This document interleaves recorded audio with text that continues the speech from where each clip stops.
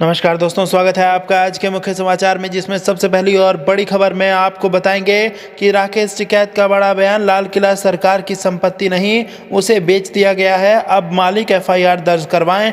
दूसरी बड़ी खबर में जिक्र होगा कि सपा अध्यक्ष अखिलेश यादव का प्रदेश सरकार पर हमला, कहा कोरोना भयावह और बेपरवाह है भाजपा। और तीसरी बड़ी खबर में आपको बताएंगे कि मधुबनी नरसंहार कैसे बन गया नीतीश और बीजेपी के लिए गले की फांस। दोस्तों, हर एक खबर की गहराई में आपको ले जाएंगे, लेकिन उससे पहले अगर आप भी देश के किसानों के साथ खड़े हैं तो आप अभी इस वीडियो को लाइक कीजिए और इस लाल बटन को दबा के चैनल को फ्री में सब्सक्राइब करके घंटी बजाकर कमेंट में लिखिए जय हिंद।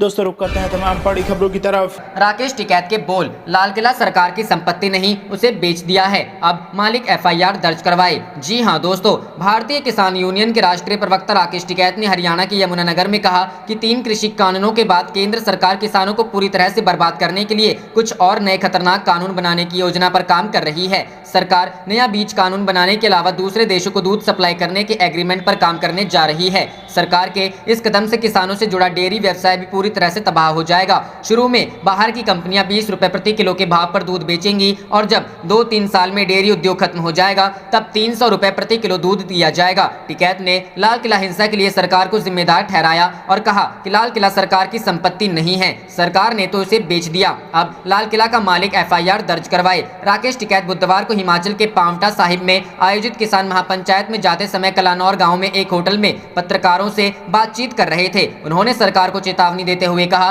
कि किसान विरोधी कानूनों को लेकर लड़ाई आर पार की है। सरकार किसान आंदोलन को शाहीन बाग समझने की भूल ना करें, कोरोना की सभी गाइडलाइन के साथ आंदोलन जारी रहेगा। उन्होंने कहा कि देश भर में किसान भाजपा के प्रत्येक नेताओं को अपने ही राज्य में सभा नहीं करने देंगे। हरियाणा के मुख्यमंत्री को उनके प्रदेश में ही सभा नहीं करने दी गई, इसलिए वे अपने पद से इस्तीफा देने का काम करें। उन्होंने कहा कि लंबे समय से सरकार के साथ वार्ता का दौर बंद पड़ा है, लेकिन हम सरकार से बातचीत के लिए कॉल नहीं करेंगे। यदि सरकार कॉल करती है तो उस पर विचार किया जाएगा। उन्होंने कहा कि सरकार नवंबर-दिसंबर तक किसानों की बात मान जाएगी। हालांकि किसान तो साल 2023 तक आंदोलन करने का मूड बनाकर बैठे हैं। दीप सिद्धू और लखा सिधाना के सवाल पर टिकैत ने कहा कि लाल किले पर बवाल के लिए सरकार जिम्मेदार है, किसानों को सरकार व पुलिस वहां लेकर गई थी। टिकैत ने तो यहां तक कह दिया कि लाल किला सरकार की संपत्ति नहीं है, सरकार ने तो लाल किला बेच दिया, अब लाल किला का मालिक एफआईआर दर्ज करवाए। उन्होंने कहा कि आंदोलन में शामिल होने वाले सभी लोगों का स्वागत है, हमें किसी के नाम पर कोई आपत्ति नहीं है। इस दौरान प्रदेश अध्यक्ष रतन मान, जिला अध्यक्ष सुभाष गुर्जर समेत कई काफी संख्या में भाकियू पदाधिकारी मौजूद। रुख करते हैं अगली खबर की तरफ। सपा अध्यक्ष अखिलेश यादव का प्रदेश सरकार पर हमला,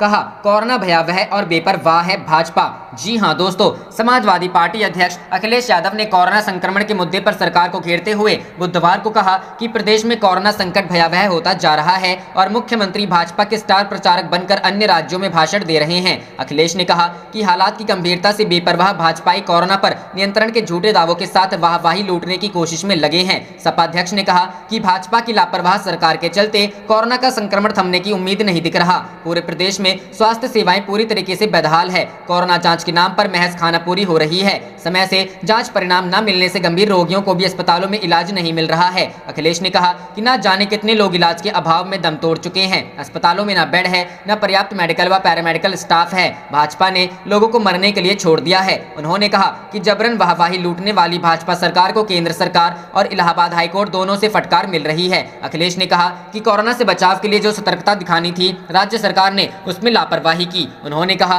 कि कोरोना प्रोटोकॉल का पालन करने के बजाय भाजपा खुलेआम इसकी अवहेलना कर रही है। प्रदेश के बाहर पश्चिम बंगाल, असम, तमिलनाडु व केरल में भी प्रधानमंत्री, गृह मंत्री व भाजपा अध्यक्ष सहित कई नेता रैलियां और रोड शो कर रहे हैं। उन्होंने सवाल किया कि क्या वहां कोरोना संक्रमण का खतरा नहीं रह गया है। अखिलेश ने कहा कि जिन राज्यों में विधानसभा चुनाव है वहां भाजपा नेतृत्व समाज में तनाव पैदा करने के लिए घूम रहा है। भाजपा को 2022 में इसकी कीमत चुकानी पड़ेगी। रुख करते हैं अगली खबर की तरफ। मधुबनी नरसंहार कैसे बन गया है नीतीश और बीजेपी के लिए गले की फांस। जी हां दोस्तों, रंग के त्योहार होली के दिन पूरा देश जश्न मना रहा था और लोग अबीर गुलाल से सराबोर थे, तो बिहार के मधुबनी जिले के महमूदपुर गांव में मातम छाया हुआ था। मछली के तालाब को लेकर महमूदपुर गांव के राजपूत परिवार के 5 सदस्यों की निर्मम तरीके से हत्या कर दी गई, जिसमें आरोपी ज्यादातर ब्राह्मण समुदाय के हैं। ऐसे में इस हत्याकांड ने एक बार फिर से बिहार के जातीय नरसंहार की याद को ताजा कर दिया है। इस घटना को लेकर विपक्ष आक्रामक रुख अपनाए हुए हैं, तो नीतीश सरकार बैकफुट पर नजर आ रही है। बिहार के महमूदपुर गांव में हुए नरसंहार को लेकर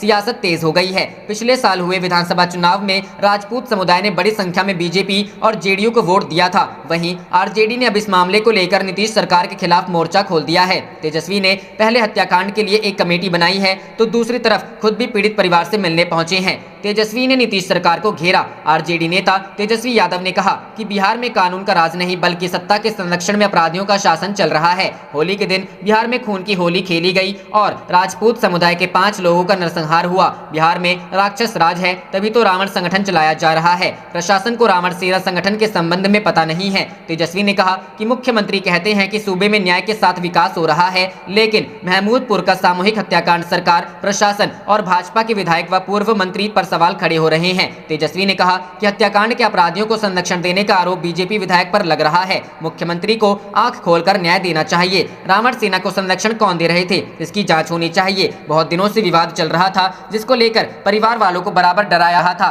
साथ ही कहा कि कहीं भी अन्याय होगा वहां तेजस्वी और आरजेडी पीड़ितों के साथ खड़ी रहेगी। तेजस्वी ने कहा कि सामूहिक हत्याकांड के मुख्य आरोपित की गिरफ्तारी के साथ ही पूर्व मंत्री व भाजपा विधायक विनोद नारायण झा से पूछताछ होनी चाहिए। रुख करते हैं अगली खबर की तरफ। मधुबनी हत्याकांड को लेकर तेजस्वी ने नीतीश सरकार पर बोला हमला, कहा बिहार पुलिस बनी जेडीयू पुलिस। जी हां दोस्तों, नेता प्रतिपक्ष तेजस्वी यादव ने बुधवार को कहा कि बिहार पुलिस जेडीयू पुलिस बन गई है। तेजस्वी ने आगे कहा कि मधुबनी प्रकरण में यदि मैं मौके पर नहीं गया होता तो आज दोषियों की गिरफ्तारी भी नहीं हो पाती। उन्होंने कहा कि इस मामले में अपराधियों को सत्ता का संरक्षण प्राप्त है। तेजस्वी ने कहा कि बिहार में अपराधी खुले घूमते हैं और जनता की आवाज उठने पर हमारे खिलाफ 307 का मुकदमा दर्ज कर दिया जाता है। बता दें कि मंगलवार को तेजस्वी यादव बेनीपट्टी के महमदपुर में हत्याकांड के पीड़ितों के परिजनों से मिलने पहुंचे थे। तेजस्वी ने कहा कि बिहार में अपराधी बेलगाम है, सरकार की एक नहीं चलती है। कहते हैं कि बिहार में सुशासन की सरकार है, क्या यही सुशासन है? दिन दहाड़े अंधाधुंध फायरिंग कर 5 लोगों की हत्या कर दी गई,